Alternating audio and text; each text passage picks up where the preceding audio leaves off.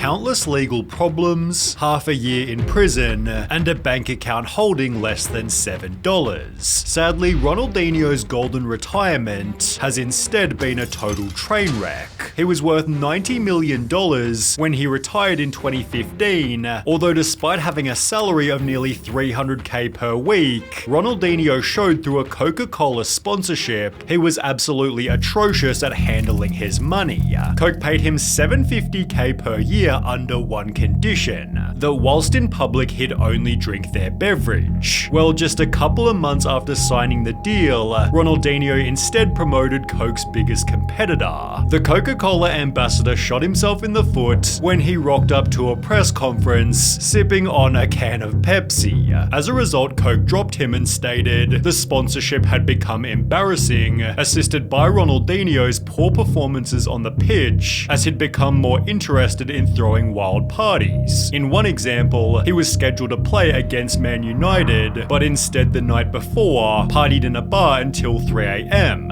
A Barcelona board member added, Ronaldinho plays bongos until 2 in the morning every night. Everyone knows we have a discipline problem. Ronaldinho's getting older, partying all the time. How do we stop it? Well, stopping Ronaldinho's partying was basically impossible, as he even negotiated a nightclub clause into one of his contracts, allowing him to party at least 2 nights per week. Incredibly, he wound up breaking the contract, as 2 nights of partying simply wasn't enough, justifying his actions by stating, a football player has to have a normal life, as a person and as a sportsman. But according to his teammate Jerome Leroy, this lifestyle was seriously hurting his skills. Ronaldinho didn't train any day of the week, and would just turn up on a Friday for the game on Saturday. I think he was trying to follow in the steps of Romario, who would also go out every night, but he didn't have the same success. Without a consistent training regimen, Ronaldinho began to experience constant injuries. Beginning in March 2008, he was off the field for 1 full year, missing 30 different games, coming from 4 different injuries. In the meantime, Ronaldinho started gaining weight, for which he was clowned on by the media. One article wrote, over the past year, Ronaldinho hasn't looked like the player who led Barcelona to 2 straight league titles. Another article mentioned the former best player in the universe has already become an increasingly distant memory for the Brazilian national team, and true or not, gets frequently described as past it without much debate. In 2002, Ronaldinho helped carry Brazil to a World Cup win,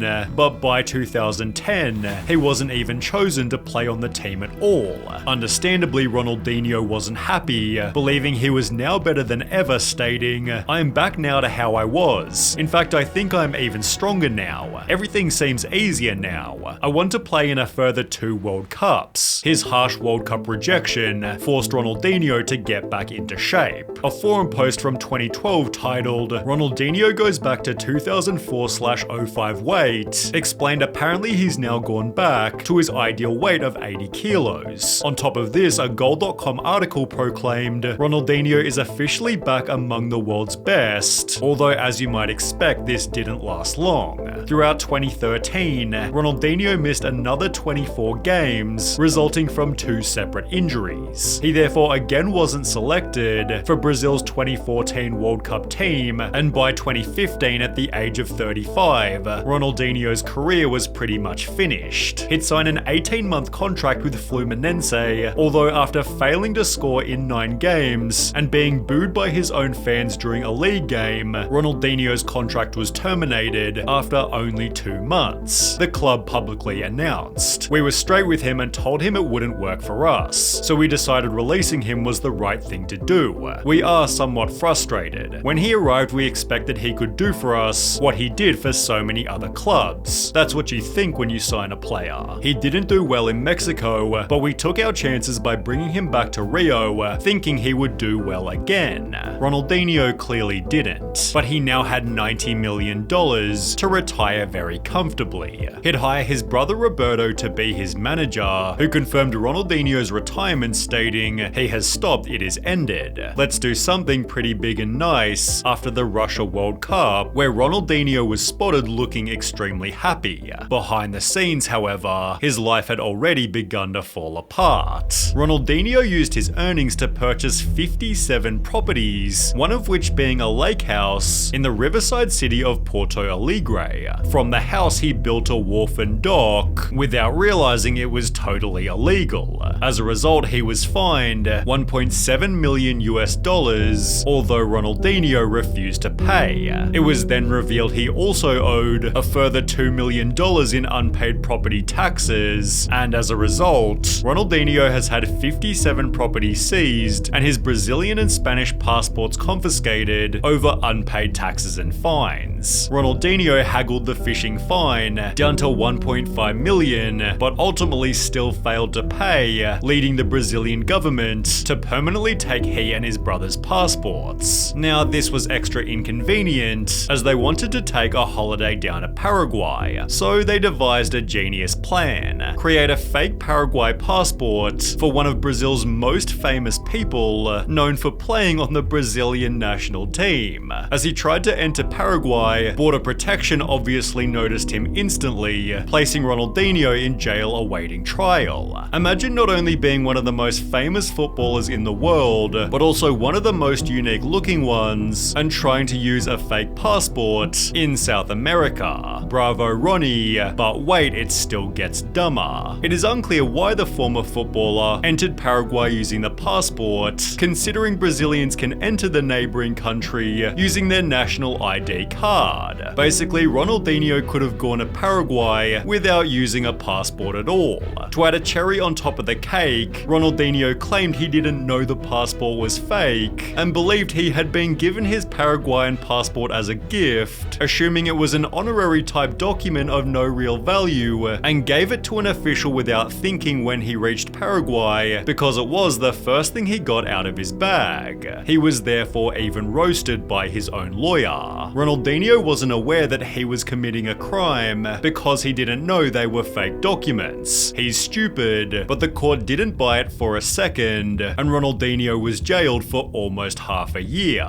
Whilst inside, the prison hosted a futsal tournament, leading teams across the prison to row with one another over which would have Ronaldinho on their team. He'd win the final game by scoring 11 goals, eventually leading a judge to conclude there is no indication that he has any personal characteristics or criminal behavior that would put society at risk, and Ronaldinho was therefore released from prison with a $200,000 fine. However, he had no hope of paying this. In fact, the reason he and his brother initially had their passports seized was because an investigation into their bank accounts revealed a balance of just 24.63 Brazilian real, or $6.59. Ronaldinho's plan to rebuild his life was to launch a cryptocurrency, releasing the Ronaldinho Soccer Coin project, which gained just 61 Instagram followers. With his own coin failing, Ronaldinho instead promoted other shady crypto projects, always being met with understandable critique.